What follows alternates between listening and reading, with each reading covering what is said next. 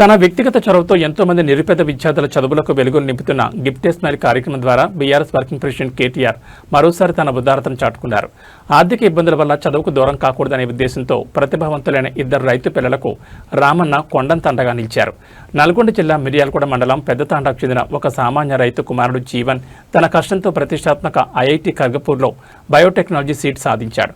అయితే పేదరికం కారణంగా ఉన్నత చదువుల ఫీజులు చెల్లించలేక ఇబ్బంది పడుతున్న జీవన్ పరిస్థితి తెలుసుకున్న కేటీఆర్ గిఫ్ట్ స్మైల్ కింద అతనికి అవసరమైన పూర్తి ఆర్థిక సాయాన్ని అందించి చదువుకు భరోసా ఇచ్చారు.